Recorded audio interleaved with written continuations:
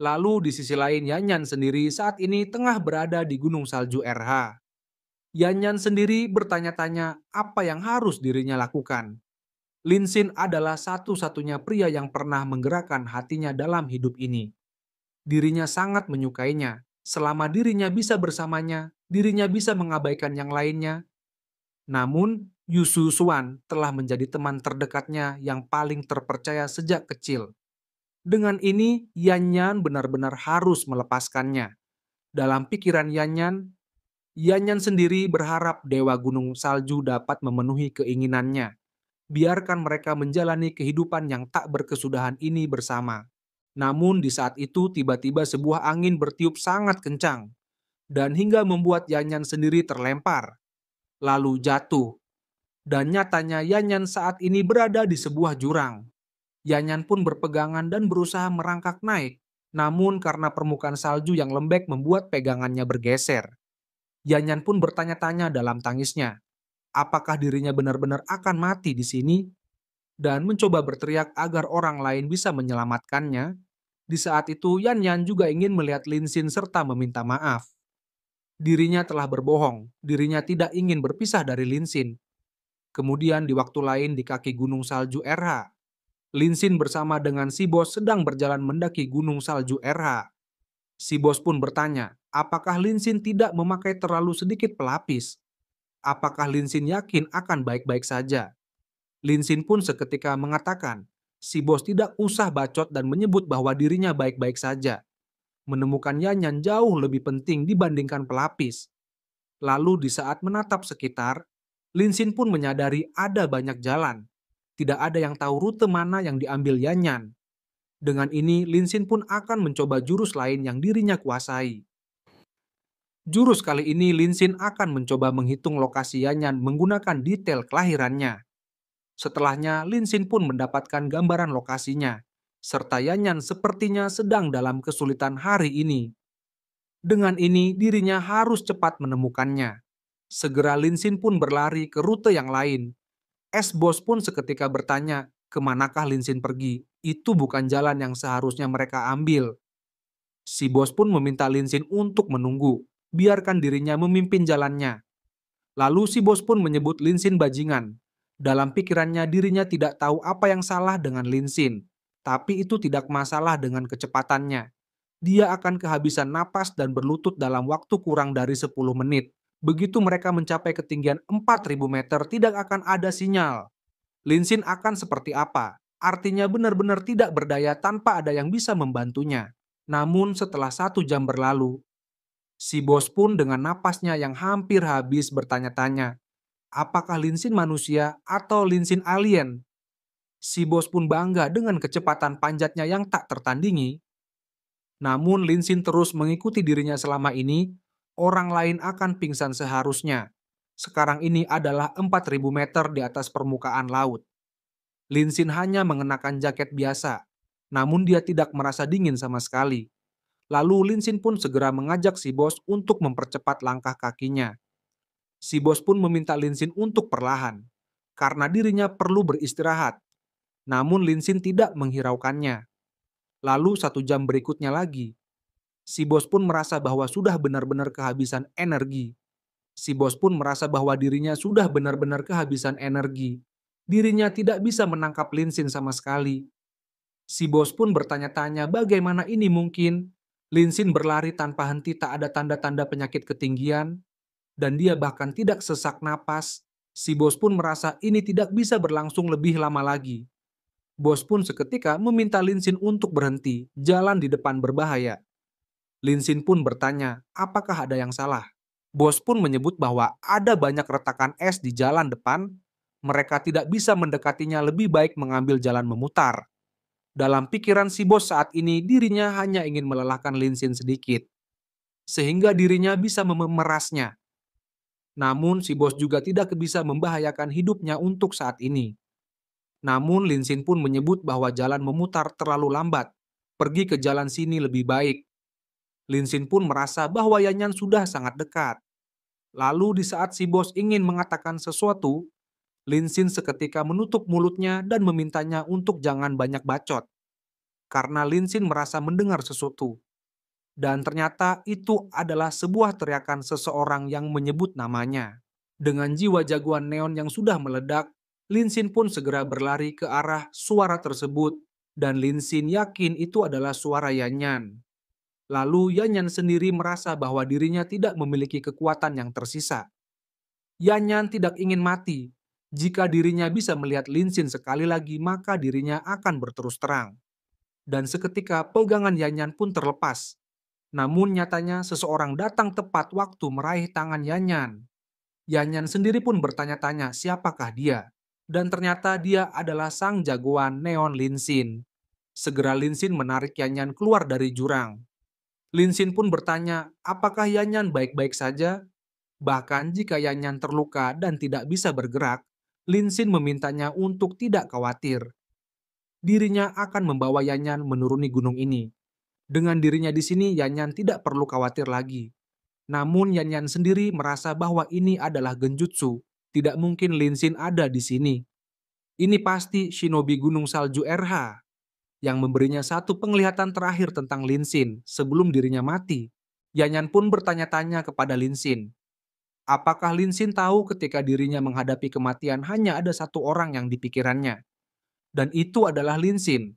Dirinya sudah memutuskan hidup itu singkat. Yanan harus mengikuti kata hatinya dan merebut orang yang paling dirinya inginkan. Yanyan pun akhirnya membuat pengakuan bahwa dirinya mencintai Linsin dan ingin tinggal bersama dengan Linsin selamanya. Dan bersama dengan itu tingkat kesukaan Yanyan bertambah 2%, sehingga tingkat kesukaan Yanyan sudah berada di angka 100%. Dengan ini sistem memberikan ucapan selamat kepada Linsin karena telah menyelesaikan misi kelima dari serangan balik. Dengan ini Yanyan sepenuhnya akan berbakti dan setia kepada Linsin dan tidak akan mengkhianatinya. Selain itu, di fase kedua, biaya 65 miliar serangan balik akan kembali sebesar 10%, dan Linsin mendapatkan 6,5 miliar di akun pribadinya. Lalu semua atribut bertambah 1 poin, dan sekarang Linsin berada di level 15, serta Linsin bisa memilih satu skill yang Linsin inginkan. Kemudian Linsin pun segera menenangkan Yanyan, dan mengatakan bahwa sekarang semuanya akan baik-baik saja. Menyadari hal ini, Yanyan pun seketika meluk Linsin. Karena ini bukan genjutsu, Linsin pun bertanya apa yang dipikirkan oleh Yanyan. Yanyan pun tidak menyangka Linsin akan benar-benar datang menyelamatkan dirinya.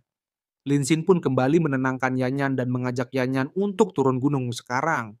Mereka akan berbicara setelah mereka turun.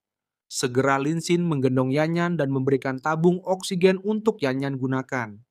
Namun tiba-tiba si bos mendorong Linsin, hingga Linsin jatuh ke dalam jurang. Si bos pun tertawa bahwa ini sudah selesai sekarang. Mereka akan jatuh ke dalam jurang ini. Jika Linsin ingin dirinya menyelamatkan, Linsin beri dirinya setidaknya 500 juta yuan. Jika tidak, dirinya akan membiarkan Linsin membeku di sini. Namun dengan kekuatan God Hand Linsin mampu menahan tubuhnya untuk tidak jatuh dan menendang si bos hingga dia terjatuh. Si bos pun seketika bertahan menggunakan senjatanya di atas tebing. Linsin pun mengatakan bahwa bos benar-benar mempunyai sebuah skill hingga si bos tidak terjatuh. Si bos pun meminta tolong kepada Linsin untuk menariknya ke atas. Linsin pun menyebut bahwa si bos sudah mencari kesempatan untuk menyerangnya di sepanjang jalan. Dirinya sudah berjaga-jaga melawan si bos untuk waktu yang lama. Linsin pun meminta si bos untuk menebak apakah dirinya akan menariknya atau menendangnya kali ini. Si bos pun seketika memohon kepada Linsin. Dirinya tidak berpikir lurus dan meminta Linsin memaafkan dirinya.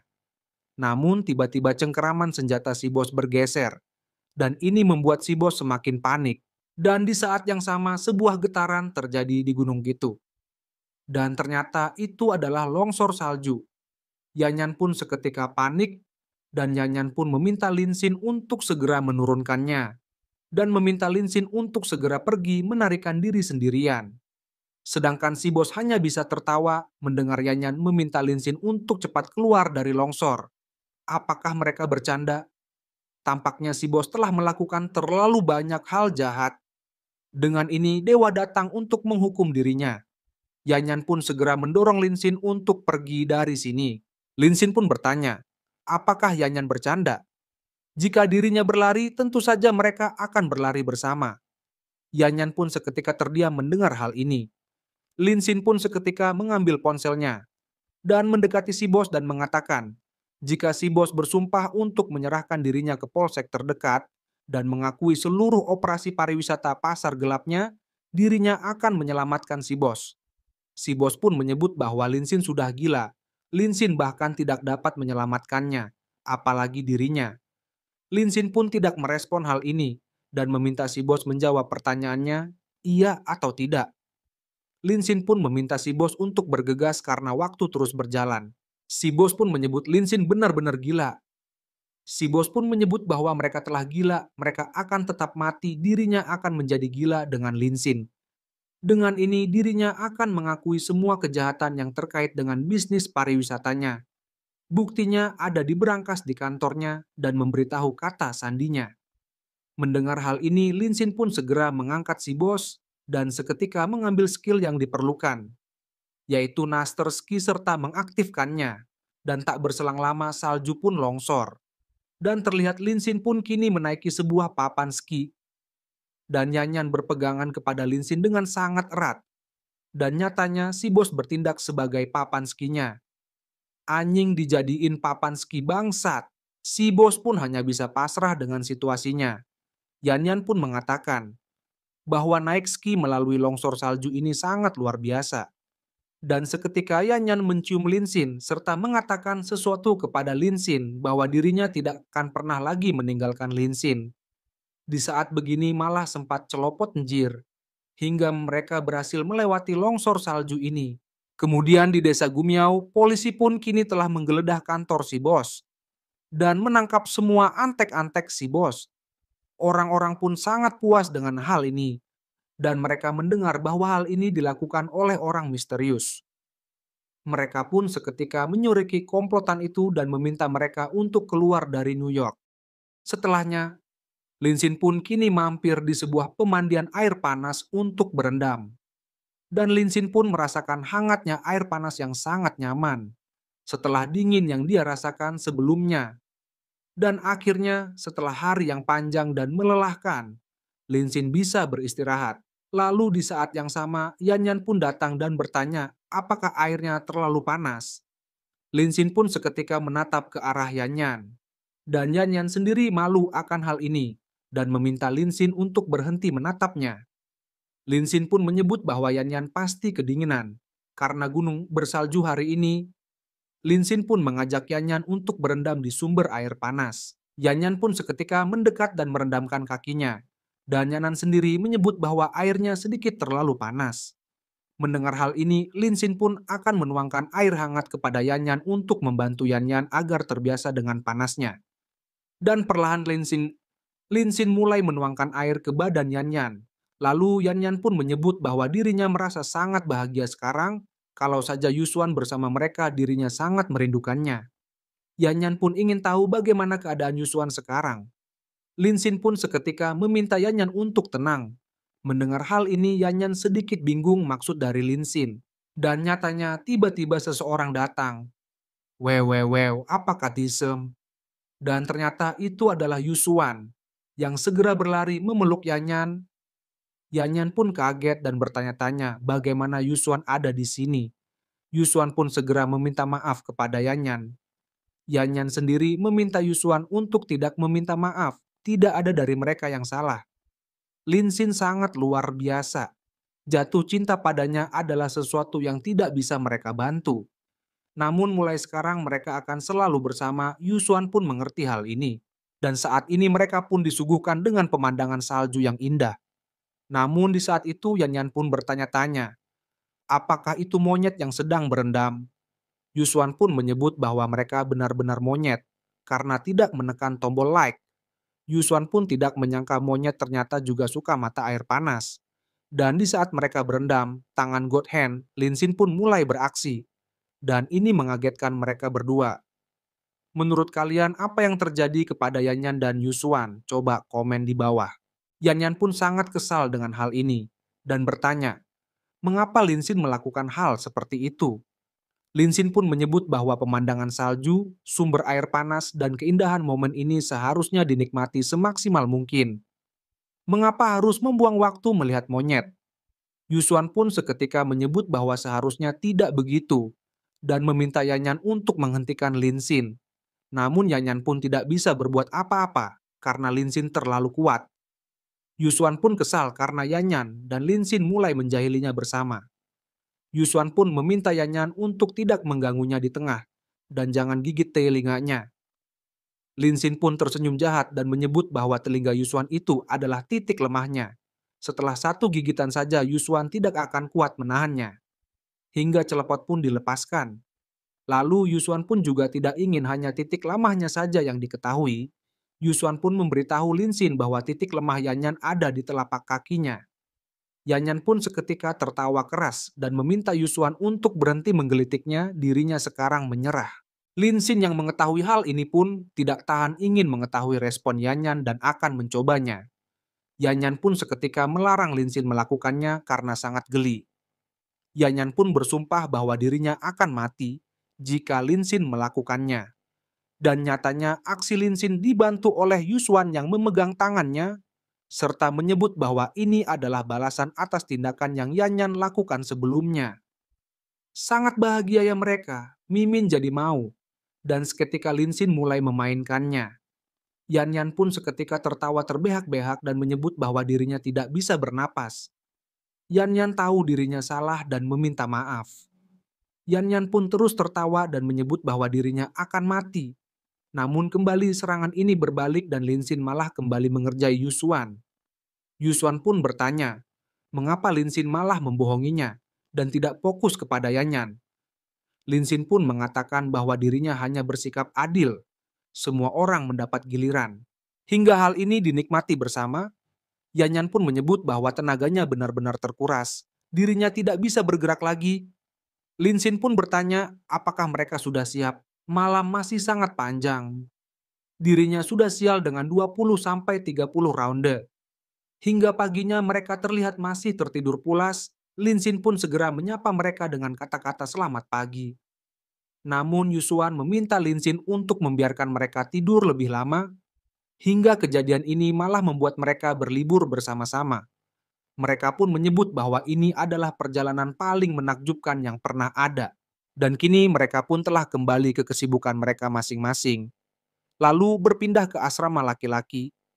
Linsin pun kini terbangun dari tidur siangnya. Linsin pun merasa tidurnya sudah cukup, meskipun dirinya bersenang-senang bepergian dengan Yanyan dan Yusuan beberapa hari yang lalu. Tetapi setelah sekian banyak malam tanpa tidur berturut-turut bahkan, dengan fisiknya yang level 15 Linsin tidak bisa mengatasinya. Lalu kini Linsin pun pergi keluar, dan Linsin sendiri merasa ini sudah cukup terlambat. Dirinya perlu mencari tempat untuk makan sesuatu. Lalu di saat yang sama tiba-tiba topi milik wanita di depan Linsin terbang, dan dengan cepat Linsin menangkapnya. Wanita itu pun berterima kasih untuk hal ini. Wanita itu pun bertanya apakah Linsin mahasiswa dari dekat sini. Linsin pun menyebut bahwa itu bukan masalah yang besar. Lalu di saat yang sama tiba-tiba sebuah mobil mewah datang. Dan seorang pria menegur Linsin dan bertanya apa yang sedang Linsin lakukan dengan wanitanya. Linsin sangat berani menggodanya.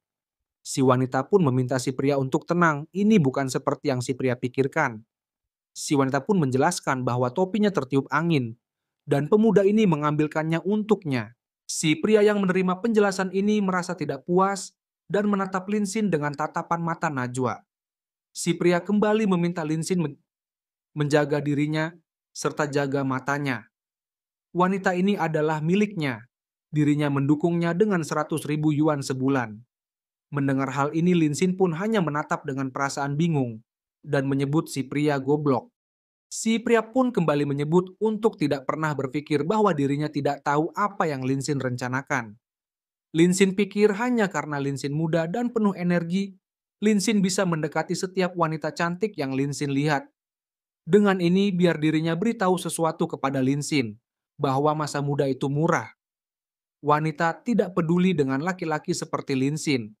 Mereka menginginkan laki-laki seperti dirinya yang kaya, berpengalaman dan mengendarai mobil mewah.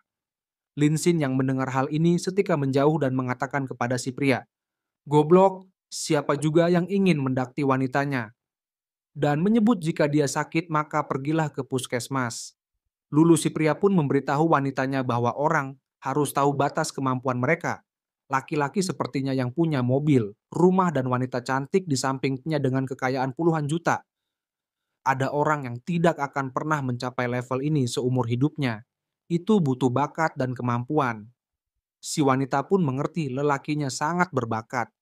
Lalu di saat itu tiba-tiba sebuah mobil limusin datang. Sang sopir pun mengatakan kepadanya bahwa mereka sudah sampai. Dan ternyata itu adalah Lily. Dan perhatian si pria pun seketika teralihkan dengan kehadiran Lily karena kecantikannya. Lalu Lily pun menyebut bahwa dirinya tahu dirinya akan menemukan Linsin di sini. Instingnya selalu benar. Linsin pun setika bertanya mengapa Lily ada di sini sendirian. Lily pun menyebut bahwa kakaknya sangat merindukan Linsin. Dia hanya malu untuk mengatakannya. Jadi dirinya datang mencari Linsin untuk mengajak Linsin makan malam. Sedangkan si pria pun tidak menyangka ternyata Linsin benar-benar punya pacar yang kaya. Lalu Linsin pun merasa aneh mendengar Lala merindukannya. Itu benar-benar sangat mustahil. Jika mereka makan malam dirinya akan makan bersama Lily.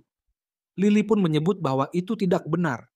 Lala mungkin bertingkah menyebalkan, tapi di dalam dia lembut dan manis bagaikan oki jelidring dan dirinya akan segera ke sana. Jadi dia tidak akan menyusahkan Linsin. Dengan ini Lily pun segera mengajak Linsin masuk ke dalam mobil. Pada akhirnya, Linsin pun menyerah dan ikut dengan Lily. Lalu Lily pun bertanya, bisakah Linsin membuatkan hidangan spesial itu untuknya lagi? Namun kali ini jangan beritahu kakaknya. Linsin pun menyebut bahwa itu bukanlah masalah. Si pria yang terus memfatikan ini bertanya-tanya bagaimana bisa lelaki sepertinya mendapatkan gadis semanis itu.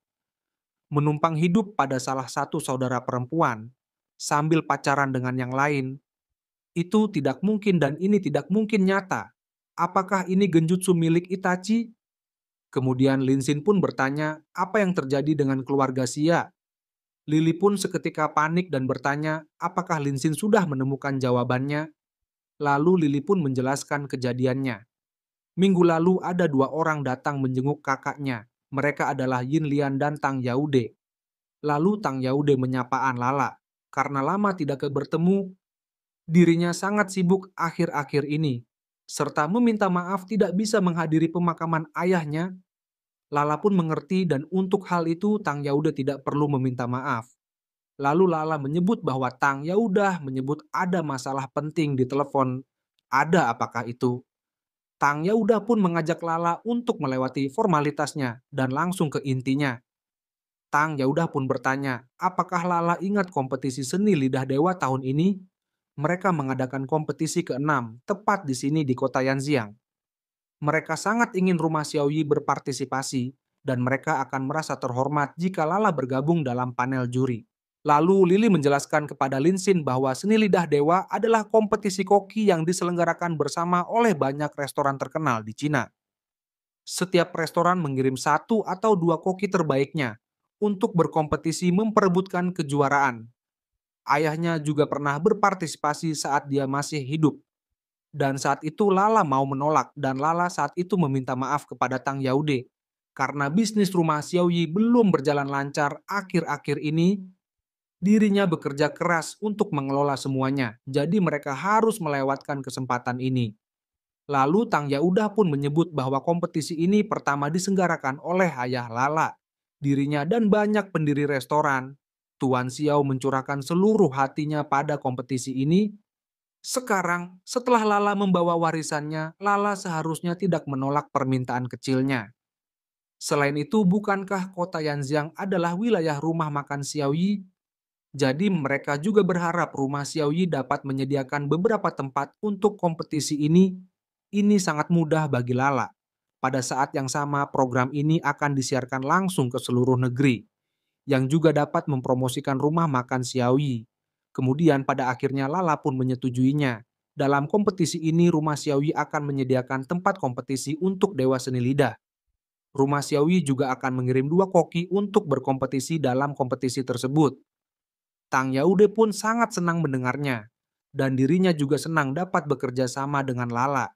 Namun Lily menyebut bahwa dari awal dirinya tahu kalau mereka berdua bukanlah orang yang baik. Dan benar saja saat di permainan kompetisi pertama, mereka memulai rencananya. Lalu saat di tempat kompetisi, pembawa acara pun mengucapkan selamat datang kepada para koki yang telah berhadir. Kompetisi tahun ini seperti kompetisi sebelumnya, mempertaruhkan para koki terbaik dari 30 restoran terkenal di seluruh negeri. Acara ini akan berlangsung selama 4 hari, menampilkan 4 babak. Pada 3 babak pertama 10 koki akan saling berhadapan di setiap babak, tetapi hanya satu yang akan maju sebagai pemenang di setiap babak. Setelah 3 permainan, 3 pemenang akan dipilih. Babak final akan diadakan bersaing untuk mendapatkan gelar koki tahun ini. Kompetisi ini akan dinilai oleh Tang Yaude, Yin Lian, dan Lala. Tang Yaude adalah pendiri kompetisi Tang dan juga seorang pengulas bintang 3 Michelin. Lalu Yin Lian adalah pemilik terhormat dari jaringan restoran gourmet pavilion yang terkenal secara nasional dan pakar kuliner terkemuka. Sedangkan juri baru tahun ini adalah Lala. Dirinya rasa tidak perlu memperkenalkannya lebih jauh. Dia adalah pemilik Dewi Pengecap Lidah Dewi yang legendaris, kecantikan yang menakjubkan dan merupakan pemilik rumah Xiaoyi, jaringan restoran dengan lebih dari 50 cabang di seluruh negeri. Lalu orang-orang pun menyebut Lala sangat menakjubkan.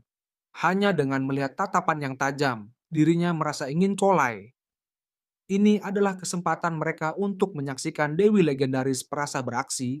Mereka tidak sabar dan penasaran. Bagaimana rasanya memiliki 2 kali lebih banyak perasa daripada orang pada umumnya. Lalu pembawa acara pun memulai babak pertama dengan tema daging rusa. Dan seketika para koki pun mengeluarkan kemampuannya. Dan setelahnya mulai berbaris untuk memberikan makanannya untuk dinilai. Lalu Tang Yaude yang kini memberikan penilaiannya dengan menyebut daging rusa dari rumah Grand Hyatt empuk dan juicy. Dengan ini dirinya memberi nilai 8 dari 10. Dan Yin Lian juga memberikan nilai yang sama untuk rumah Grand Hyatt. Kemudian Yin Lian mengatakan bahwa daging rusa dari restoran Cloud Garden punya cita rasa yang kaya dan lembut, yang terasa sampai ke langit mulutnya. Aroma susu yang lezat memenuhi seluruh mulut, hidung, dan dadanya. Sungguh rasa yang fantastis. Dengan ini nilainya adalah 10 poin. Dan nyatanya Tang Yaude juga menyebut bahwa hidangannya memang unggul. Namun hal ini berbeda dengan penilaian Lala. Lala hanya memberi 5 poin. Pembawa acara pun menyebut bahwa babak pertama telah selesai. Dan selisih poin antar koki sangat dekat. Dengan ini pembawa acara mengajak mereka untuk mengucapkan selamat kepada Cloud Garden. Lalu Lala pun mengutarakan pendapatnya bahwa Tang Yaude memberikan penilaian terlalu subjektif. Meskipun setiap orang memiliki selera yang berbeda, tetapi sebagai juri profesional mereka perlu mengevaluasi hidangan dari perspektif yang paling objektif. Namun menurut Tang Yaude, skor yang mereka berikan adalah yang paling objektif. Dan untuk babak kedua nanti mereka akan kembali mengandalkan Dewi Lidah Lala untuk menilai. Sedangkan Yin Lian hanya tertawa dan menatap ke arah Lala dengan tatapan yang merendahkan. Dan seketika mereka pun pergi, Lala pun menanyakan sikap mereka yang pergi lebih dulu, padahal dirinya belum selesai berbicara. Lala pun menyebut bahwa dirinya mulai meragukan keadilan skor mereka. Dirinya harap mereka dapat menganggap ini serius dan memberikan penjelasan yang masuk akal. Lalu di saat itu pembawa acara menyebut bahwa tampaknya juri Lala memiliki beberapa keraguan tentang pemenang. Orang-orang pun seketika bertanya-tanya, apakah ada yang salah? Apakah si Lala tidak puas dengan skornya? Sedangkan Lala hanya memberikan skor 5 pada Cloud Garden. Itu agak pilih-pilih menurut mereka. Lalu Tang Yaude pun menanggapi hal ini dan menyebut bahwa jika Lala meragukan keadilan mereka, dirinya juga ragu tentang Dewi Lidah Lala. Apakah itu sudah terdegradasi? Rasanya yang Lala pilih benar-benar berbeda dari apa yang orang normal rasakan. Yin Lian pun membenarkan hal itu, daging rusa yang direbus susu itu sempurna, memberikan 10 poin benar-benar masuk akal. Lala pun mengatakan, bahwa semakin dirinya memikirkannya, semakin dirinya curiga. Skor mereka bukan hanya kebalikan dari dirinya, mereka juga mengejutkan konsisten. Yin Lian pun mengerti sekarang pasti karena salah satu koki rumah Xiaoyi tidak ada di babak ini. Dan karena koki Lala tidak menang, Lala kesal dan menuduh ada konspirasi. Tang Yaude pun menyebut bahwa ini tidak mengherankan. Rumah Xiaoyi telah kehilangan uang setiap tahun dalam 2 tahun terakhir. Ternyata itu karena koki Lala semakin buruk. Alih-alih merenungkan diri Lala, Lala malah menanyai mereka.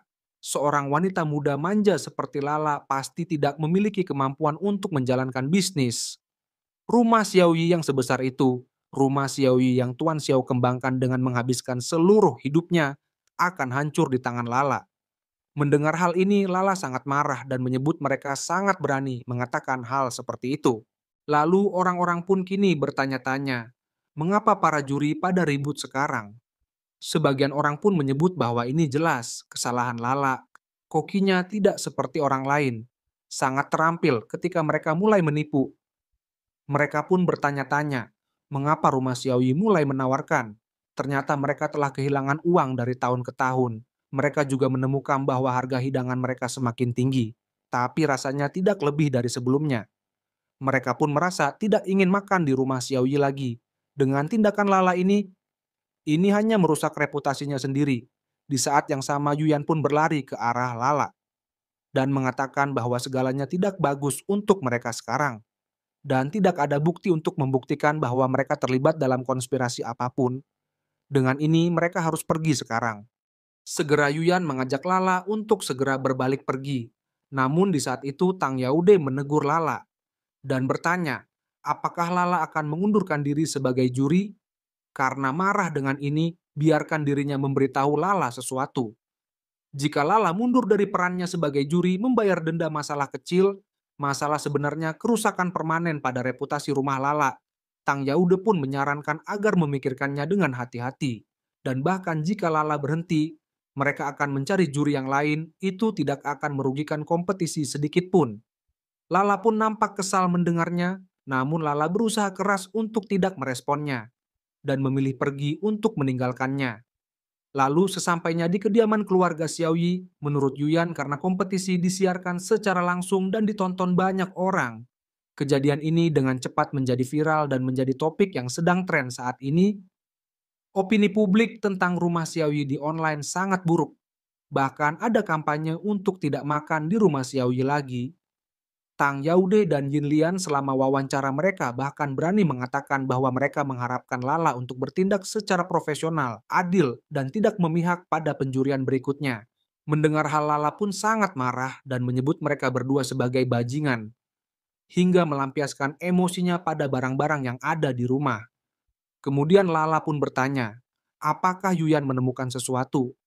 Yuyan pun menyebut bahwa dirinya berhasil mendapatkan beberapa informasi. Kontes ini sama sekali tidak dinilai berdasarkan keahlian kuliner di balik layar. Ini semua tentang suap dan mendapatkan poin. Semakin banyak uang yang dibayar pemilik restoran, semakin tinggi poin mereka. Oleh karena itu, persaingan ini secara diam-diam dikendalikan oleh koalisi korporasi restoran besar yang bekerja sama dalam persekongkolan. Mereka tidak bisa melawan begitu banyak nama besar. Lala pun sangat kaget mendengarnya dan mengatakan bahwa seharusnya dirinya tidak pernah setuju untuk menjadi juri. Rumah Xiaoyi baru saja mulai pulih dan sekarang dirinya malah menghancurkan segalanya. Dirinya telah mengecewakan ayahnya. Lily pun mencoba menenangkan kakaknya dan menyebut bahwa ini semua bukan salahnya. Orang-orang itu sudah keterlaluan. Ayah akan selalu mendukung Lala apapun yang terjadi dari surga. Dan di saat itulah Lily berinisiatif untuk mencari Linsin. Namun di saat itu Lala melarang Lily karena ini adalah masalah keluarga. Mengapa harus membawanya masuk ke dalam? Lily pun menyebut bahwa Linsin adalah investor di rumah Xiaoyi, jadi tentu saja mereka harus mencarinya. Selain itu Linsin kaya dan berkuasa, jadi dia akan mampu menemukan cara untuk menyelesaikan masalah ini. Namun Lala menyebut bahwa Linsin hanyalah seorang investor. Dia tidak menjalankan bisnis. Lala pun menekankan bahwa dirinya akan mengatasinya sendiri. Ayah mempercayakan Roma Xiaoyi padanya dan dirinya akan menjaga nama baiknya. dirinya tidak akan mengecewakan. Untuk itu jangan beritahu kepada Linsin, namun Lily masih ingin berdebat dengan Lala. Akan tetapi Lala mengatakan bahwa tidak ada kata tapi lagi, dan meminta Lily pergi beristirahat karena sudah malam, serta meminta mereka untuk keluar dari kamarnya. Lala pun menyebut bahwa untuk beberapa hari ke depan mereka harus menjauh dari kamarnya. Dirinya butuh waktu untuk berpikir. Lily pun meminta kakaknya untuk membuka pintunya, namun tidak direspon lagi. Lalu kembali ke waktu sekarang, Linsin yang mendengar cerita ini menyebut bahwa banyak hal yang terjadi dari kompetisi teks suap poin hingga reputasi rumah Xiaoyi yang hancur. Lily pun mengatakan bahwa itu sudah 2 hari, dan Lala masih tidak mau keluar atau membiarkan siapapun masuk. Dirinya benar-benar khawatir kepadanya. Linsin pun meminta kepada Lily untuk tidak khawatir. Lala tidak akan mati kelaparan di dalam ruangan. Dirinya akan pergi menemuinya. Lily pun lega mendengarnya dengan Linsin di sini. Dirinya merasa tidak ada masalah yang terlalu besar. Dan seketika mencelepot Linsin. Linsin pun mengatakan bahwa gadis kecil tidak seharusnya mencium orang sembarangan. Namun Liki menyebut bahwa Linsin bukan orang sembarangan. Lalu Yuyan pun menyambut mereka dan mengatakan kepada Linsin bahwa Lala telah mengunci diri di kamar di lantai atas. Dia belum tahu kalau Linsin datang. Linsin pun merasa itu bagus dan biarkan Lala tidak mengetahuinya. Lalu kini Yuyan pun mengetuk pintunya dan meminta Lala untuk membukakan pintu. Namun Lala sendiri tidak ingin menemui siapapun. Namun Linsin pun seketika menyebut bahwa Lala tidak dapat memutuskan hal itu dan seketika mendobrak pintunya. Dan nyatanya Lala sendiri tengah menangis. Linsin pun bertanya, apakah Lala sedang menangis? Lala pun mengatakan, menurutmu dirinya sedang makan. Lagi pula itu bukan urusan Linsin. Linsin pun mengatakan jika Lala menyerah begitu saja, Lala akan jatuh ke dalam perangkap si bersaudara.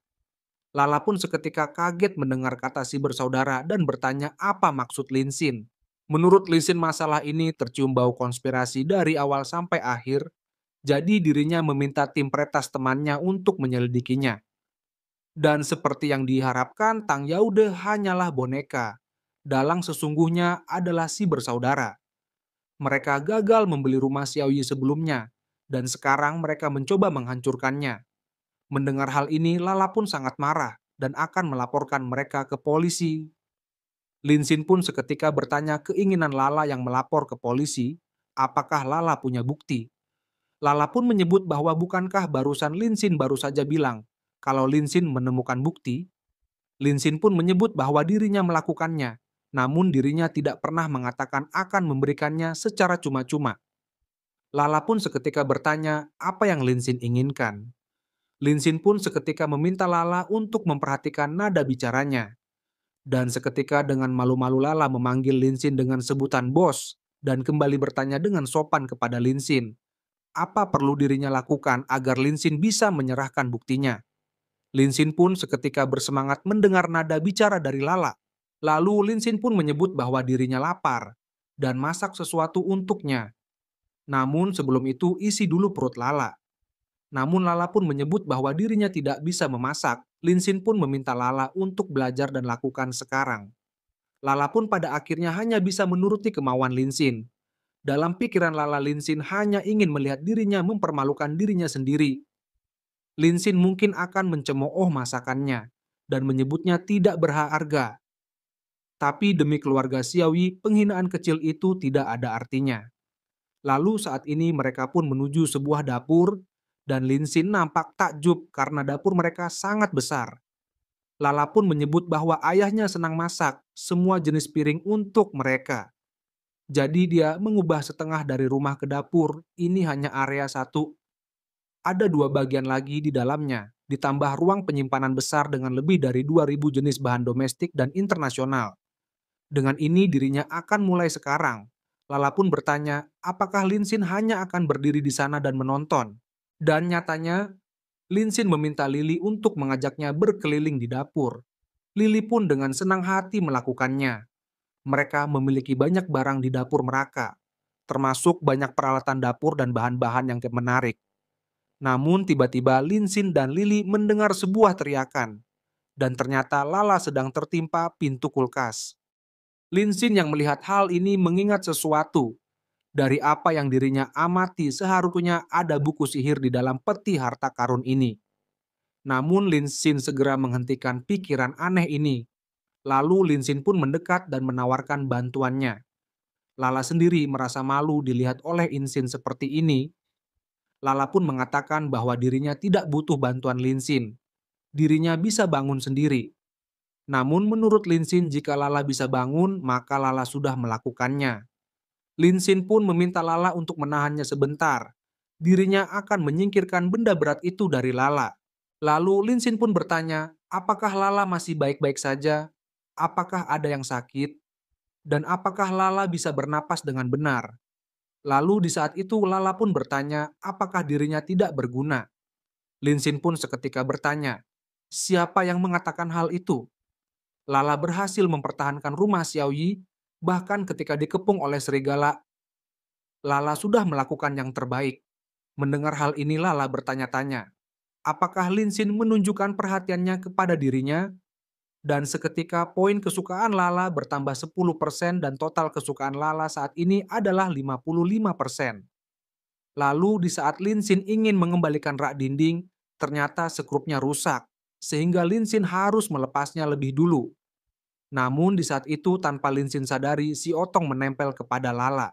Dan ini membuat Lala malu dan bertanya-tanya apa yang sedang Lin lakukan. Lala pun bertanya, bagaimana Lin bisa memanfaatkan dirinya dalam situasi ini. Lin sendiri pun nampak kaget dan meminta Lala untuk berhenti bergerak, karena dirinya sedang memegang sebuah rak. Sedangkan kejadian ini disaksikan oleh Lily dengan rasa malunya. Lalu Lin pun meminta Lily untuk mengambilkannya sebuah obeng. Namun Lily sendiri mengatakan bahwa dirinya punya kunci berbentuk salib. Dan saat ingin menyerahkannya, Lily menjatuhkan kuncinya. Hingga masuk ke dalam saku celana Lin. Anjir bisa masuk gitu bro. Lily pun meminta maaf karena dirinya sangat ceroboh dan segera mengambilnya kembali dari saku Lin. Namun di saat yang sama Yuyan pun masuk dan bertanya, apakah Lala butuh bantuannya untuk memasak? Namun pemandangan yang dilihat Yuyan saat ini membuat Yuyan membeku, hingga membuatnya berteriak karena kagetnya. Yuyan pun bertanya-tanya apa yang harus dirinya lakukan. Dirinya melihat semuanya hingga Yuyan jatuh pingsan. Kemudian Yuyan pun meminta maaf karena dirinya pingsan dan Yuyan juga memahami situasinya.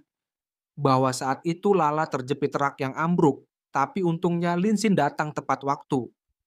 Yuyan pun merasa bahwa semua ini salahnya dan dirinya akan segera mengirim seseorang untuk memeriksa dan memperkuat semua peralatan di dapur. Kecelakaan seperti ini tidak akan pernah terjadi lagi. Lala pun menyebut bahwa itu tidak apa-apa. Selama Yuyan aman dengan ini, dirinya akan kembali memasak. Namun Lin meminta Lala untuk melupakannya dan akan melakukannya lain waktu karena ada banyak hal yang harus dipersiapkan malam ini. Besok mereka akan menggelar pertunjukan besar bersama. Kemudian keesokan harinya di tempat kompetisi, pembawa acara pun kembali mengucapkan selamat datang kepada para haridin di kompetisi tag tahunan ke-6.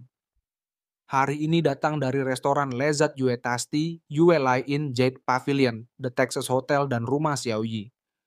Akankah restoran favorit kalian mengklaim kemenangan? Lalu Tang Yaude yang melihat Lala datang menyebut bahwa Lala sangat patuh duduk sebagai juri. Ini luar biasa. Lala pun seketika merespon Tang Yaude dan mengatakan bahwa dirinya hanyalah seorang juri profesional yang dilakukan untuk tugas dirinya dengan integritas. Yin Lian pun menyebut bahwa mereka menantikan apakah lidah Lala dapat merasakan siapa pemenangnya. Lalu Tang Yaude menilai bahwa sepertinya pelecehan online telah menghilangkan semangat Lala. Dirinya khawatir dia tidak akan pernah menyadari sampai kematiannya bahwa ini semua diatur oleh Master si muda.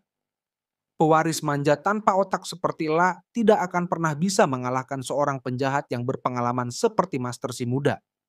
Di sisi lain, adik si memuji kakaknya yang luar biasa. Lala sedang menari di telapak tangannya si kakak akan selalu menjadi yang terbaik.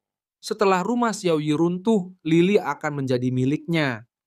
Si tua pun menyebut bahwa si muda sangat bodoh, ambisinya terlalu kecil. Ketika rumah Xiaoyi jatuh, bukan hanya Lily yang terpengaruh. Sebaliknya, kedua saudara perempuan itu menjadi mainan mereka di waktu yang sama. Mereka bisa bermain dengan dua saudara cantik ini sesuka mereka. Kembali ke kompetisi, pembawa acara pun meminta semua orang untuk menyambut chef mereka. Menurut Linsin, ini adalah sebuah kebetulan bahwa rumah Xiaoyi memiliki koki lain yang berpartis dalam kompetisi ini. Karena staf tempat acara juga disediakan oleh rumah Xiaoyi, tidak ada yang akan melihat dirinya menggantikannya. Kemudian pembawa acara memberitahu bahwa tema kali ini adalah shawarma.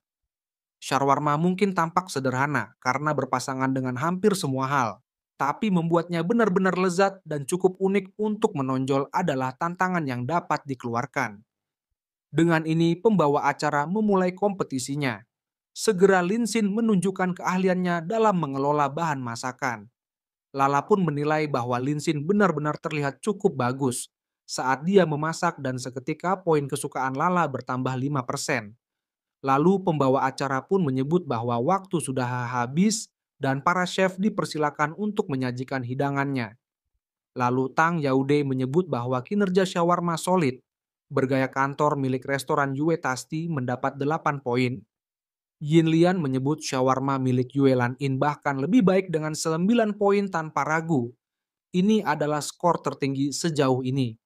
Sedangkan Lala memberi nilai 7 poin untuk Jade Pavilion. Lalu Pak pembawa acara mempersilakan shawarma dari rumah Xiaoyi. Segera Linsin menyajikannya di meja juri dan mempersilakan para juri untuk mencicipinya. Lalu saat tudung saji dibuka, Tang Yaude bertanya, "Bau mengerikan apa itu?" Yin Lian pun seketika bertanya apa yang Linsin masukkan ke dalamnya. "Itu sangat bau." Linsin menjelaskan bahwa ini adalah shawarma dengan 3 rasa yang dirinya kerjakan sangat keras untuk dibuat setiap rasa akan membuat mereka tidak akan melupakannya. Dirinya jamin bahwa para juri tidak akan pernah melupakan rasa ini setelah memakannya. Lalu Tang Yaude pun bertanya, "Hidang macam apakah ini? Apakah rumah Xiaoyi menyerah? Atau apakah ini benar-benar chef terbaik yang Lala miliki?" Lalu orang-orang pun mengatakan bahwa skandal kemarin masih tren. Dan sekarang Lala ingin membuat yang lainnya, mereka pun bertanya-tanya sikap macam apakah ini. Lalu Yin Lian meminta hidangan ini untuk dihapus, namun Lin Xin meminta juri untuk menunggu. Kedua juri adalah kritikus makanan terkenal yang paling profesional di Cina. Sekarang mereka menolak untuk mencoba hidangannya karena baunya tidak enak. Ini bertentangan dengan aturan kompetisi, dirinya di sini serius mempertanyakan profesional mereka. Lin Xin pun setika bertanya bagaimana pendapat pembawa acara. Pembawa acara pun menyebut bahwa kompetisi memiliki aturan. Para juri tidak memiliki hak untuk menolak mencicipi hidangan konsestan. Jadi coba saja. Mungkin seperti bau busuk tapi rasanya enak. Lalu Lin Xin menyebut bahwa rasa pertama adalah 9 belokan usus besar shawarma dan mempersilahkan mereka untuk menikmatinya. Pada akhirnya Tang Yaudude pun mencicipi masakan dari Lin Xin. Tang Yaudude pun seketika memasang ekspresi yang tidak mengenakan saat menggigit shawarmanya. Tang Yaudude pun menyebut bahwa ada sesuatu dalam shawarma ini. Tang Yaud pun bertanya apakah Lin Xin melakukannya dengan sengaja. Lin Xin pun membenarkan hal itu untuk meningkatkan cita rasa shawarma usus besar 9 putaran. Dirinya sengaja membiarkan isian alami di dalamnya. Bukankah rasanya lebih kaya dan lebih kuat dari shawarma usus besar 9 putaran biasa? Lalu para penonton pun kini mulai melihatnya dan tidak menyangka para juri benar-benar memakannya. Mereka pun tak bisa mengatasinya lagi. Lalu Lin Xin pun menyebut bahwa hidangan kedua adalah shawarma kacang hijau.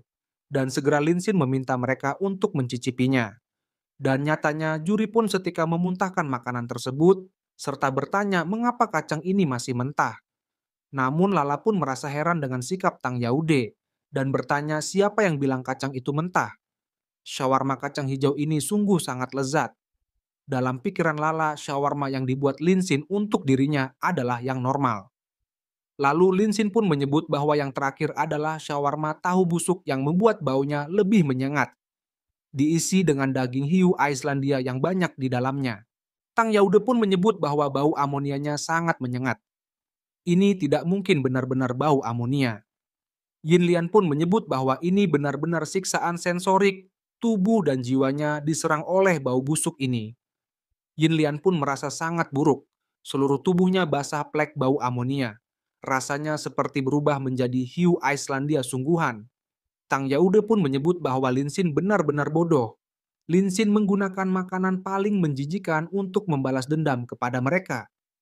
Tang Yaude pun mengatakan bahwa Linsin tidak mendapatkan poin apapun. Dirinya akan mengingat wajah ini, dirinya akan memastikan Linsin masuk dalam daftar hitam di semua restoran di negara ini. Jangan pernah berpikir untuk bekerja di restoran manapun di Cina lagi. Yin Lian pun bertanya, apakah Linsin dari keluarga Xiaoyi mulai membuat masalah karena Linsin merasa tidak bisa menang? Apakah Linsin pikir cara tercela seperti ini adalah balas dendam? Ini disiarkan langsung secara daring. Apa yang Linsin lakukan hanya akan merusak reputasi restoran rumah Xiaoyi dan mencoreng namanya. Lalu Linsin pun seketika membuka pakaian kokinya dan menyebut bahwa permainan ini sudah cukup dan berhenti berpura-pura. Linsin pun menjelaskan bahwa semua orang telah tertipu. Kompetisi koki ahli tag sebenarnya hanyalah lelang internal untuk mendapatkan skor. Semakin tinggi tawaran restoran, semakin baik skor yang diterimanya. Dan Linsin pun menampilkan aktivitas di belakang layar, di mana saat ini seseorang menyebut rumah rempah surgawi menawarkan 300.000 yuan untuk mendongkrak hidangan mereka. Dan hal ini juga diikuti oleh restoran lainnya dengan menawarkan banyak uang untuk meningkatkan skor mereka. Linsin pun menyebut bahwa yang katanya juara dari Cloud Garden hanya menang karena pemilik restoran membayar lebih banyak uang. Panitia penyelenggara tak mendapat untung dari kedua belah pihak, mengambil uang dari restoran dalam lelang rahasia dan mengambil keuntungan dari lalu lintas streaming. Ini sungguh suatu skema. Orang-orang pun seketika bertanya, bagaimana ini bisa terjadi? Mereka telah tertipu bertahun-tahun oleh kompetisi goblok ini. Bukankah tag seharusnya menjadi kompetisi kuliner yang paling berwenang dan adil di dunia? Dan mereka pun menyadari pernyataan Lala tentang skor itu terbukti benar. Mereka salah menuduh Lala. Tang Yaude pun kaget dan bertanya-tanya bagaimana rumah Xiaoyi memperoleh informasi penawaran rahasia dari dalam komite. Itu tidak mungkin. Lala pun bertanya, bukankah Tang Yaude ahli dalam memutarbalikkan fakta sebelumnya? Di manakah alasan Tang Yaude sekarang? Dan sekarang cobalah untuk menyangkalnya. Namun tiba-tiba seseorang datang dari pintu dan menyebut bahwa rumah Xiaoyi lah yang harus mencari alasan. Lalu semua mata pun tertuju kepadanya, dan mereka menyadari bahwa itu adalah Hao Wei, koki pertama di Tiongkok yang menerima 3 bintang Michelin. Dia telah memenangkan beberapa kejuaraan kuliner nasional di negaranya. Dia juga merupakan juri makanan yang diakui oleh berbagai organisasi pangan internasional. Bahkan, beliau memegang sertifikat juri kuliner papan atas internasional. Dan orang-orang di sampingnya tampaknya adalah tuan muda dari perusahaan ekspor-impor makanan sih. Mereka punya latar belakang yang cukup mengesankan. Mereka pun bertanya-tanya apakah mereka yang mendukung tim produksi tak. Linsin pun tersenyum melihat sang dalang akhirnya datang menampakkan dirinya.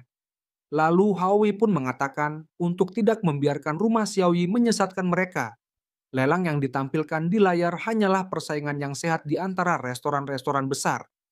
Itu tidak ada hubungannya dengan keadilan kompetisi ini. Lalu Tuan Muda Si menyebut bahwa perusahaan ekspor impor makanan si mereka adalah sponsor terbesar tag.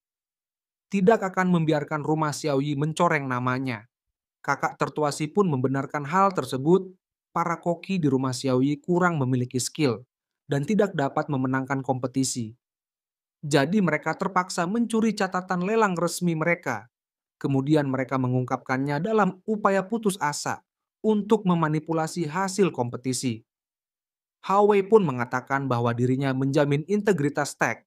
Dengan pengalaman kuliner profesional, dirinya selama bertahun-tahun dan reputasi dirinya pemenang putaran ini, dan sebelumnya yaitu dari Cloud Garden dan Yue lain memang pantas mendapatkannya. Orang-orang yang mendengar hal ini membenarkan hal itu, lagi pula ini adalah kompetisi memasak, tujuan utamanya adalah untuk memilih koki yang paling ahli. Apa yang baru saja disajikan oleh rumah Xiaoyi begitu buruk hingga hampir mustahil untuk menilainya. Mereka pun menyebut bahwa hampir percaya pada rumah Xiaoyi Untungnya Hao Wei dengan wewenangnya yang lebih besar turun tangan untuk memulihkan keadilan.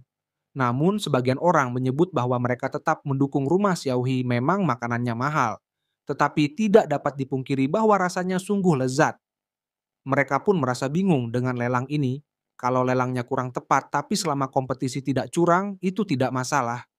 Namun mereka berpendapat bahwa rumah Xiaoyi selama ini kinerjanya buruk. Kalau mereka kalah, ya bisa apa dan buat apa ribut-ribut soal pelelangan.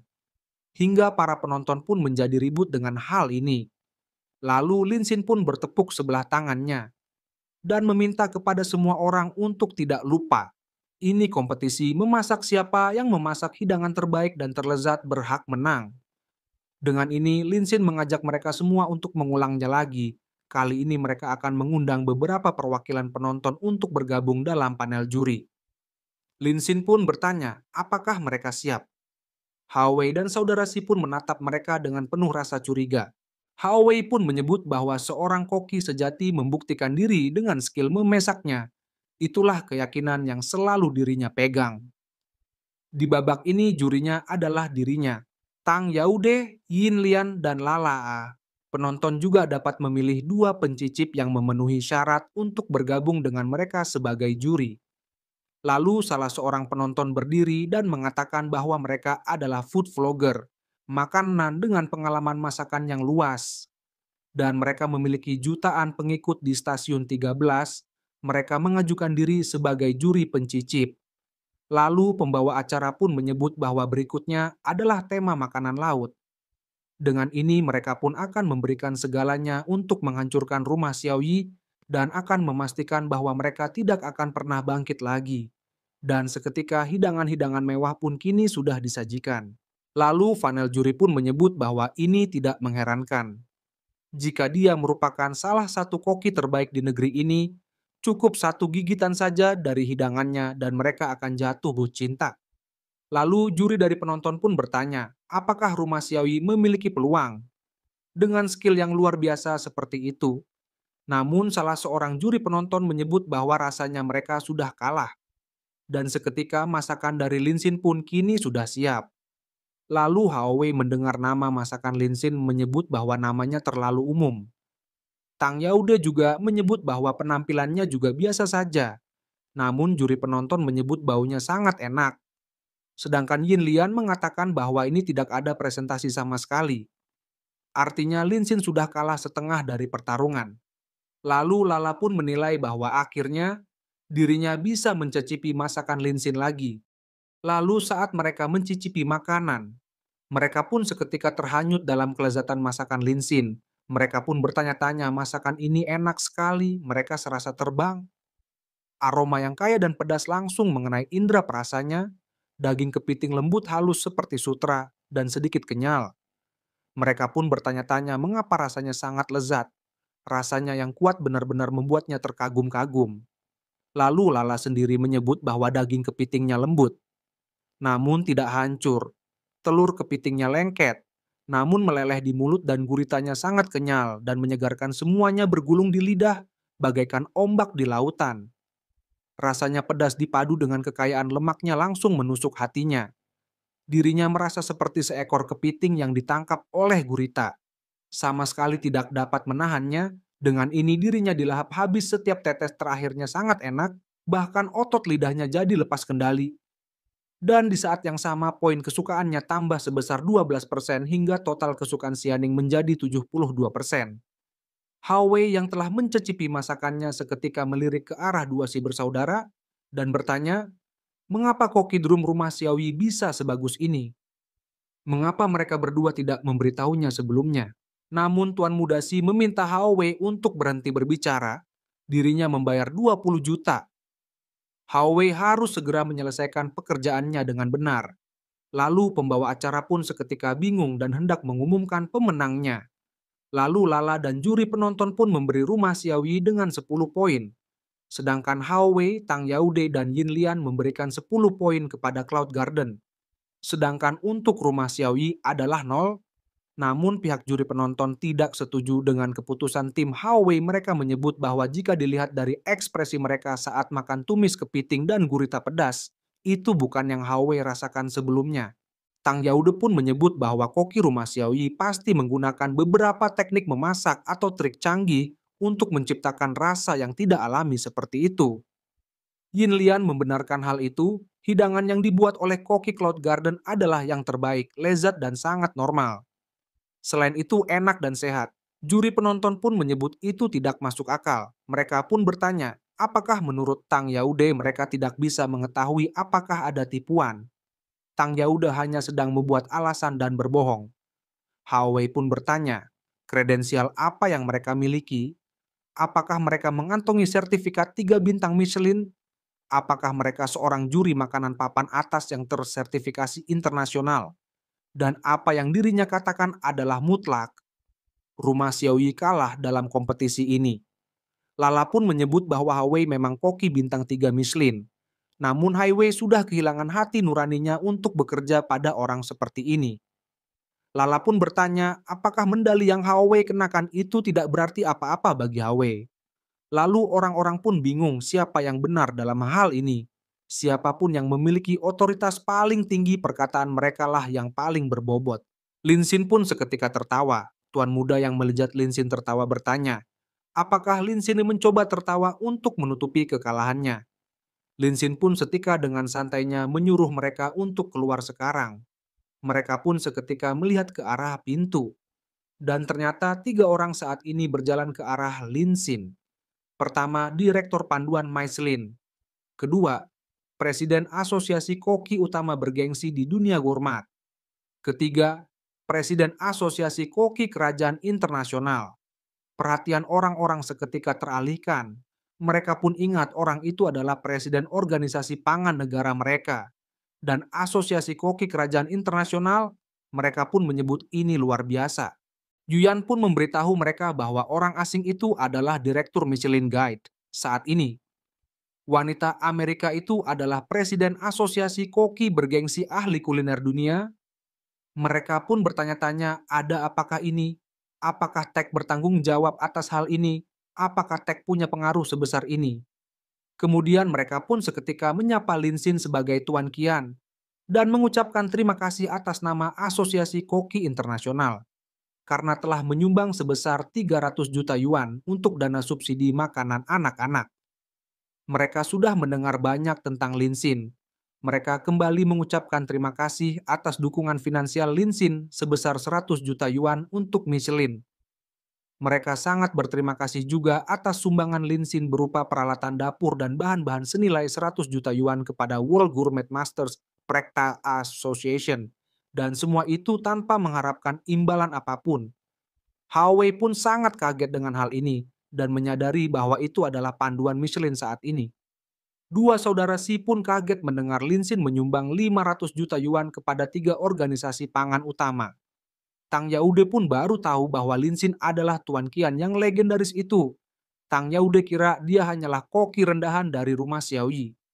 Lalu Lin Xin pun bertanya, apakah semua orang di belakang panggung sudah melihat jalannya kejadian ini dengan jelas? Mereka pun mengiyakan hal itu. Tidak hanya itu mereka menemukan semuanya, tapi mereka juga sudah mengeluarkan perintah ke organisasi. Dengan ini mereka akan mencabut sertifikasi 3 bintang Michelin Hao Wei. Mereka pun menyebut bahwa Hao Wei sungguh memalukan bagi asosiasi. Jika orang seperti Hao Wei memiliki sertifikasi juri makanan papan atas internasional.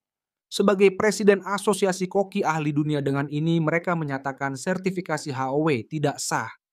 Terlebih lagi, bukti yang Hao Wei berikan mengenai kegiatan ilegal yang dilakukan oleh perusahaan impor dan ekspor pangan Si, seperti penyeludupan satwa liar terlarang, spesies yang dilindungi dan bahan tambahan pangan ilegal. Dengan ini, perusahaan telah diperintahkan untuk menghentikan operasinya tanpa batas waktu untuk perbaikan. Kemudian Lin Xin pun menyebut bahwa Hao Wei menuduhnya menggunakan teknik buatan. Namun nyatanya Hao Wei adalah penjahat ulong yang berteriak ingin menangkap dirinya. Orang-orang pun seketika sangat marah dan kesal dengan kenyataan yang mereka terima.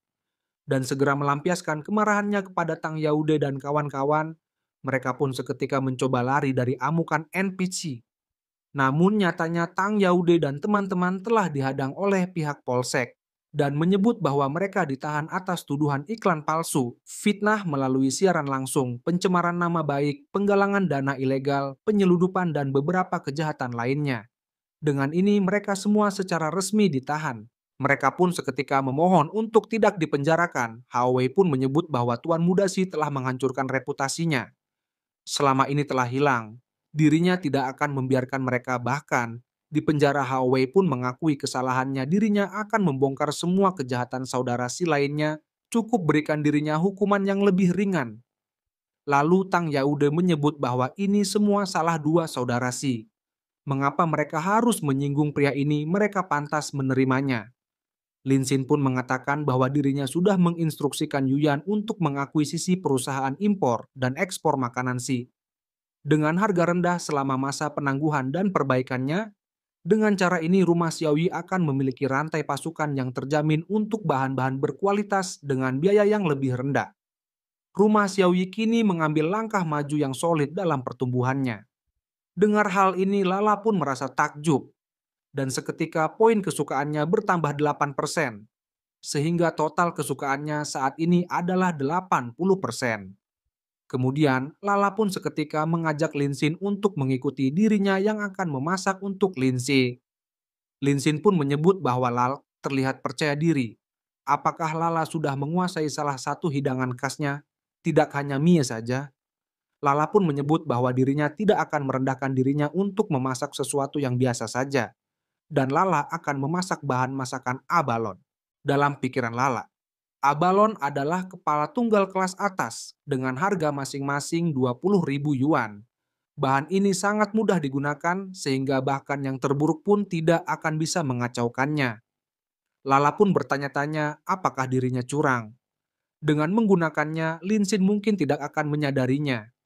Lin Xin pun seketika bertanya mengapa wajah Lala memerah. Sudah bertahun-tahun terakhir kali dirinya memakan abalon. Dirinya bahkan tidak ingat seperti apa rasanya.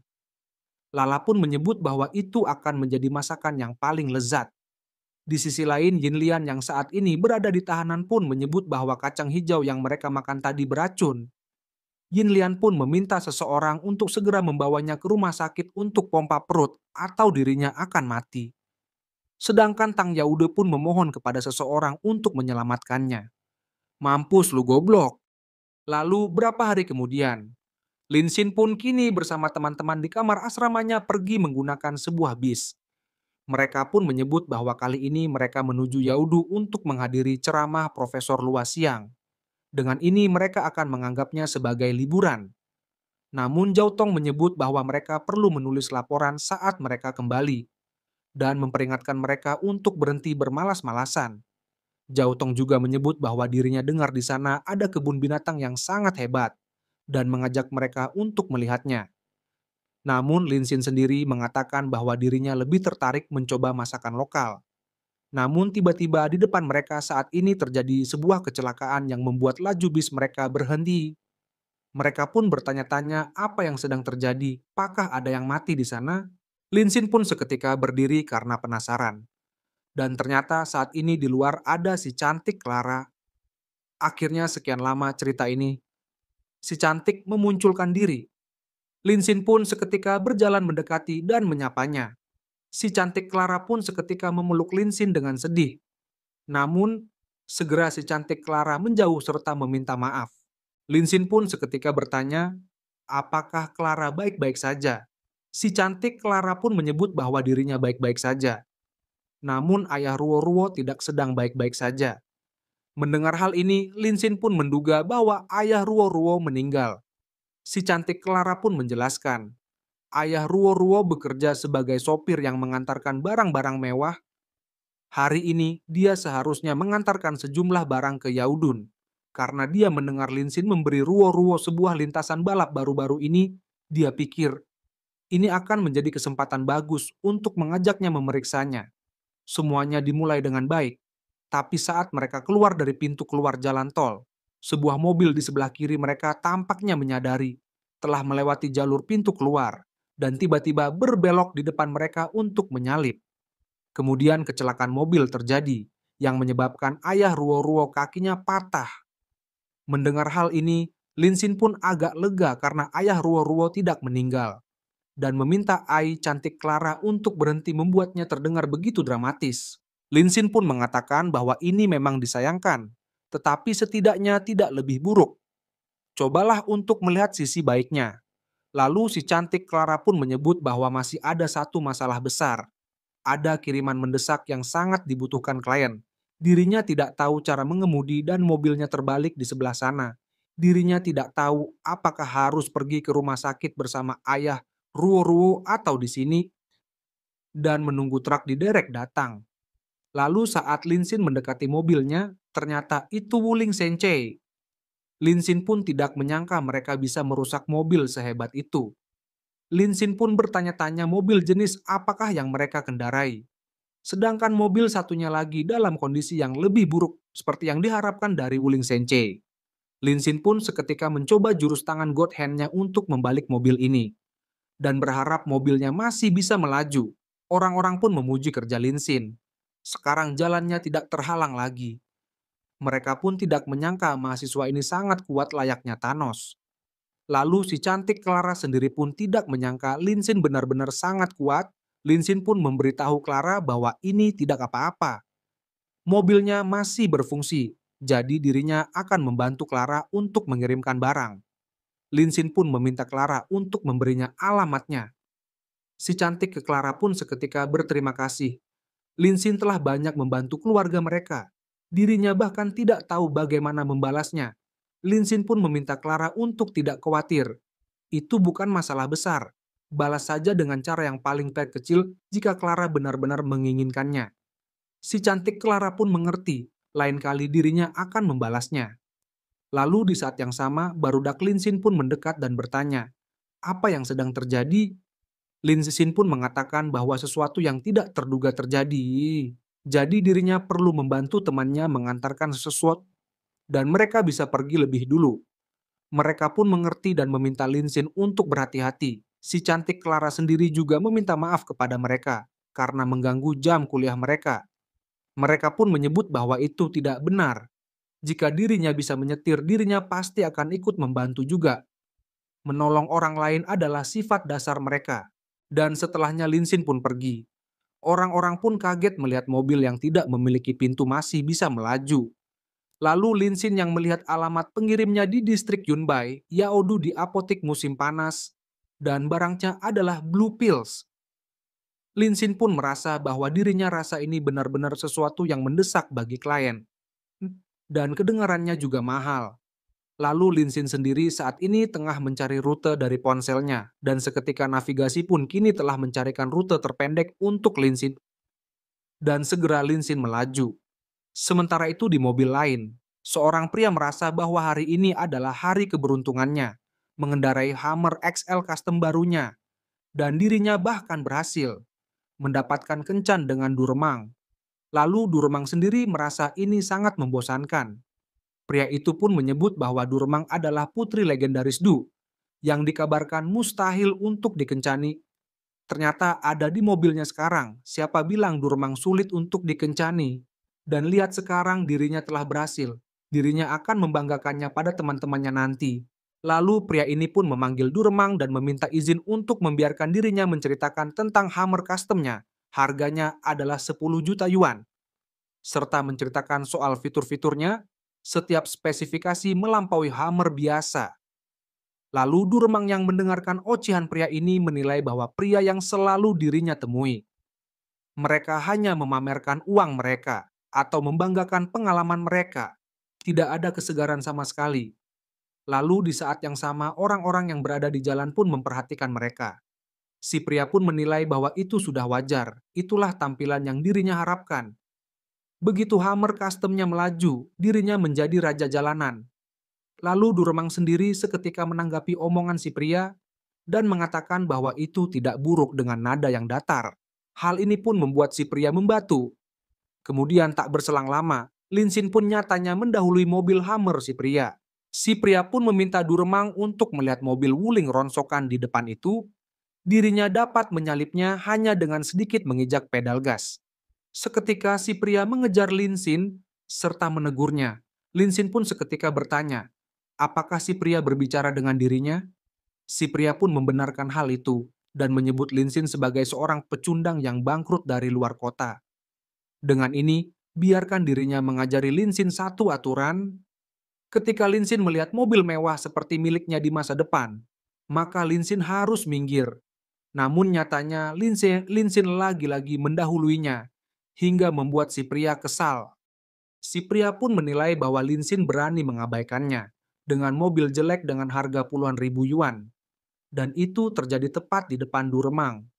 Lalu si pria pun menyebut bahwa pengenalan spesifikasinya sudah selesai. Dengan ini, si pria mengajak Duremang merasakan secara nyata tenaga kuda Hammer XL customnya. Namun nyatanya saat mengejar Linsin, pria ini tidak bisa mengejarnya. Si pria pun sangat kesal dan bertanya-tanya mengapa banyak banget tikungannya. Bukan jalan lurus. Jika saja jalan ini lurus tanpa tikungan, dirinya bisa menyalipnya dalam sekejap. Namun tiba-tiba Linsin membelokkan mobilnya secara tiba-tiba. Dan ini mengagetkan si pria yang terus mengikutinya, karena tidak ada jalan di depannya. Duremang pun seketika bertanya, apakah si pria tidak mengejarnya lagi? Si pria pun menyebut bahwa itu tidak mungkin. Mobil Hammernya memiliki fitur yang luar biasa. Pintunya dilapisi dengan perlindungan kedap air tingkat atas. Padang rumput yang kasar seperti ini cocok untuk mobilnya. Duremang akan segera menyaksikannya. Lalu navigasi pun meminta Linsin untuk lurus di tengah jalan dan belok kanan setelah 500 meter. Linsin sendiri pun bertanya-tanya di manakah jalannya. Apakah GPS ini menipunya? Hingga jalan ini pada akhirnya membawa Linsin ke sebuah waduk. Navigasi pun kembali meminta Linsin untuk tetap lurus sekitar 2 meter lalu belok kiri. Namun di saat itu Linsin pun dicegat oleh seorang penjaga dan memberitahu Linsin bahwa kendaraan tak berizin tidak boleh lewat sini. Maka Linsin dipersilahkan untuk putar balik. Linsin pun sangat kesal dengan hal ini, dirinya telah ditipu. Jika rutenya diubah, maka akan memakan waktu yang lebih lama lagi. Dan tak bersilang lama mobil Hammer pun seketika menyusul Linsin. Si pria pun semakin bersemangat karena akhirnya bisa mengejar Linsin. Lalu Linsin sendiri menilai bahwa tidak ada waktu untuk mengganti rute. Dengan ini mereka akan memulainya. Penjaga pun seketika kaget dan bertanya apa yang sebenarnya Linsin lakukan. Linsin pun seketika melakukan manuver. Di area waduk, anjir udah gak logis goblok. Dan ini mengagetkan mereka. Lalu si pria pun bertanya, apakah pria itu mencoba bunuh diri? Lalu Duremang pun meminta si pria untuk mengejarnya. Si pria pun kaget mendengar hal ini. Duremang pun bertanya, bukankah si pria berusaha menyalipnya? Hammer XL. Si pria sangat luar biasa. Tidak mungkin si pria kalah. Si pria pun bertanya-tanya apa yang sudah terjadi. Duremang belum pernah menatap orang seperti ini sebelumnya. Jangan bilang dia benar-benar tertarik pada pecundang bangkrut di Wuling yang rusak itu. Si pria pun dengan rasa khawatirnya bahwa itu hanya lompatan bendungan, itu bukanlah masalah besar. Si pria pun meminta Duremang untuk melihatnya. Dan segera mobil Hammer meluncur. Linsin yang memperhatikan hal ini merasa bahwa Hammer mengikutinya. Ini sangat menarik. Lalu Linsin pun merespon hal ini. Dan segera Linsin menginjak pedal gasnya. Dan melakukan manuver lompatan berbalik hingga mobil Linsin mengudara melewati mobil Hammer. Si pria pun hanya bisa menangis melihat hal ini. Hingga Linsin tiba di seberang waduk. Lalu Linsin pun bernyatanya, apakah Hammer XL bisa menangani hal ini? Jika dia mati itu tidak ada hubungannya dengan dirinya. Hingga pada akhirnya mobil Hammer mengikuti jejak Linsin. Namun pada kenyataannya, si pria tidak mampu mencapainya. Di saat mobil Hammer hendak jatuh, seketika tangan Godhand Linsin bergejolak dan segera menahannya. Dan ini si pria takut hingga setengah mati. Linsin pun segera meminta mereka untuk keluar dari mobil sekarang, karena dirinya tidak bisa menahannya lebih lama lagi. Dan cerita pun berakhir di sini. Gimana menurut kalian? Seru gak? Kalau suruh komen di bawah. Dan terima kasih buat kalian yang udah nonton sampai akhir. Dan buat kalian yang penasaran dengan cerita selanjutnya, kalian bisa tekan tombol subscribe dan nyalain tombol loncengnya agar kalian tidak ketinggalan video terbaru dari channel ini. Jika video ini tembus 300 like, Mimin akan lanjutkan ceritanya. Sekian dari Mimin, salam perkentodan.